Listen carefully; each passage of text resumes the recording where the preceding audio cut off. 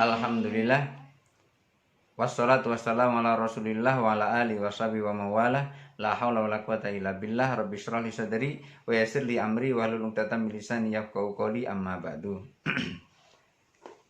Bab sujud tilawah ini sudah sampai pada pasal yang paling akhir. Bismillahirrahmanirrahim. Faslun fasal. Wa yustahabbu liman marra bi ayatir rahmah. Wa yustahabbu dan disunahkan liman marra bagi orang yang melewati ayat ar-rahmah, melewati ayat rahmah. Kalau kita membaca ayat rahmah itu ayat di dalamnya adalah nikmat Allah. Di dalam ayat itu isinya adalah nikmat Allah. Disunahkan kalau kita membaca ayat di dalamnya adalah ada ayatul rahmah, ayat yang di dalamnya isinya adalah nikmat kepada Allah. Ayas Allah Ta'ala, disunahkan untuk berdoa kepada Allah. Jadi begitu membaca ayat langsung berdoa di dalam hatinya. Berdoa di dalam hatinya, memohon sesuatu kepada Allah. Orang yang membaca ayat rahmah disunahkan untuk berdoa kepada Allah. Lalu gimana kalau tidak berdoa? Juga tidak apa-apa. Karena sholat itu adalah doa, maka di dalam sholat ketika membaca ayat rahmah, kita disunahkan untuk berdoa minta sesuatu kepada Allah. Orang minta kok apa susahnya? Minta, kalau dikasih alhamdulillah, kan begitu. Kalau nggak dikasih kita serahkan kepada Allah. Mungkin nanti Allah ngasihnya belakangan, bukan sekarang, tapi mungkin 2 hari yang kemudian, 3 hari kemudian, seminggu kemudian, sebulan kemudian, dan seterusnya. Itu terserah kepada Allah yang akan memberi. Tapi yang jelas ketika kita membaca ayat rahmah, kita disunahkan untuk minta, untuk berdoa kepada Allah, minta sesuatu. Waliman marra bi ayatil adab, bagi orang yang melewati ayatul adab, bagi orang yang melewati ayat-ayat adab. Waliman marra bi ayatil adab, siapa orang yang membaca Al-Qur'an di situ terbaca ayat adab, walahum adabun syadid, misalnya gitu ayat adab, ayyasta'ida minhu, agar orang itu berlindung kepada Allah. Misalnya a'udzubillahi minan nari wa min syarril kuffari, dan seterusnya. Pokoknya berlindung kepada Allah. Ya Allah, lindungilah aku dari api neraka. Kalau lewat ayat rahmah, ya Allah, berikanlah rahmatmu itu kepadaku. Kalau melewati ayat azab, misalnya walahum adzabun syadid. Ayat adab itu ayat siksaan.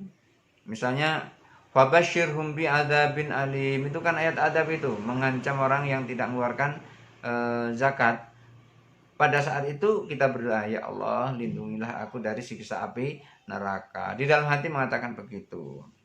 5 ruya Hudzaifah radhiyallahu anhu, berdasarkan riwayat dari Hudzaifah radhiyallahu anhu, qala, beliau berkata, sholaitu khalfar Rasuli sallallahu alaihi wasallam. Hudzaifah radhiyallahu an berkata, aku sholat di belakang Rasulullah sallallahu alaihi wasallam. Faqara al-Baqarah, lalu Rasulullah sallallahu alaihi wasallam membaca surah Al-Baqarah. Fama marra bi ayatir rahmah illa sa'ala, tidak sekalipun Rasulullah melewati ayat rahmah kecuali berdoa. Artinya setiap Rasulullah melewati ayat rahmah, Rasulullah berdoa. Setiap kali melewati ayat rahmah, Rasulullah berdoa.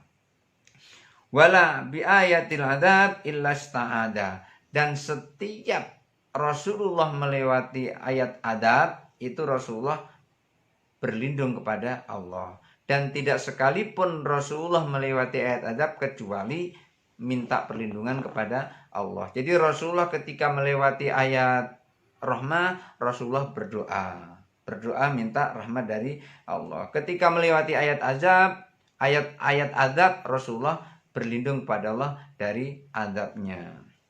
Wa yustahabbu lil ma'mumi ayyutabi'al imam, dan makmum, wa yustahabbu dan dianjurkan, disunahkan lil makmumi untuk makmum ayyutabi'a untuk mengikuti imam.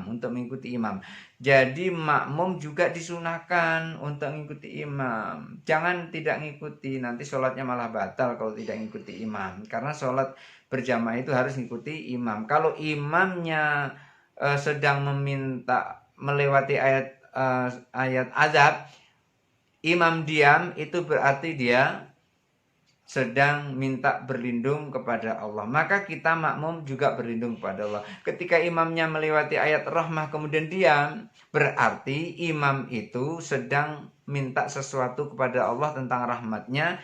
Kita pun makmum juga minta seperti itu. Fi su'alir rahmah wasdi'adah.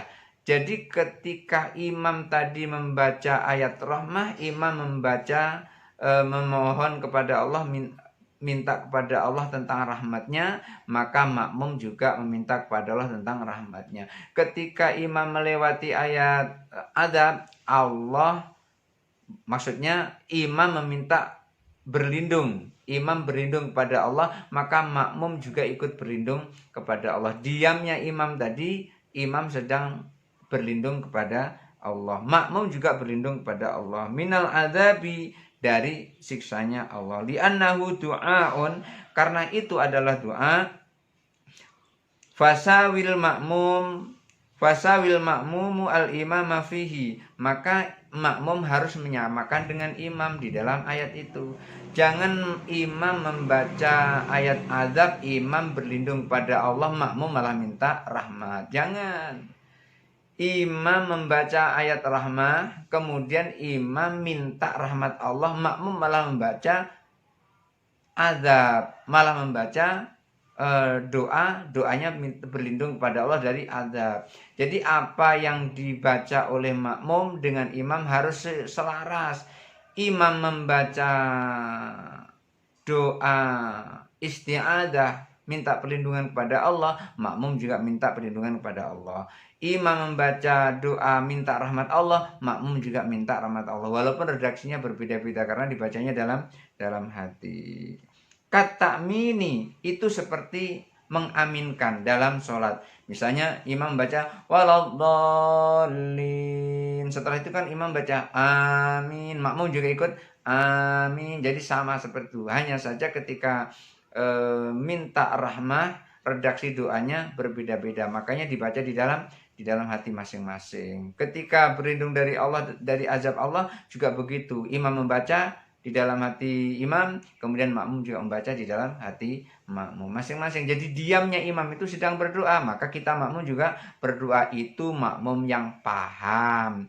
Karena itu harus belajar. Kalau tidak belajar tidak paham. Ini diajak ngaji, perutnya tidak tahan kalau ngaji, ya Masya Allah. Kalau ngaji perutnya yang tidak tahan, itu artinya apa? Nafsu dunianya lebih besar daripada nafsu akhiratnya. Padahal dikatakan wal akhiratu khairul laka minal ula. Akhirat itu lebih utama daripada dunia. Ini kalau nyari duit nomor 1, tapi kalau untuk akhirat nanti.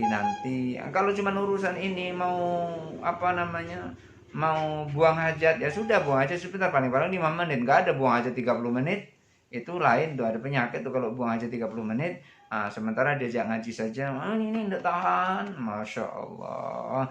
Lain mindset orang itu yang masalah duniawi dengan masalah ukhrawi. Karena itu ketika imam membaca ayat azab, imam berlindung pada Allah dari azab Allah, makmum juga berlindung dari azab Allah. Imam membaca ayat rahmah, imam memohon rahmat Allah, makmum juga memohon rahmat Allah. Itu seperti takmin, mengaminkan waladdallin. Imam baca amin, makmum juga membaca amin. Jadi sama-sama baca amin. Jangan imam diam, tidak boleh. Imam baca amin juga. Kenapa? Saat imam baca amin bareng dengan aminnya malaikat, maka doa itu langsung mustajab, dijabah oleh Allah. Wa yustahabbu liman tajaddadat indahu ni'matun dhahiratun au indafa'at anhu nuqmatan dhahiratan ay yasjuda syukran lillahi azza wa jalla.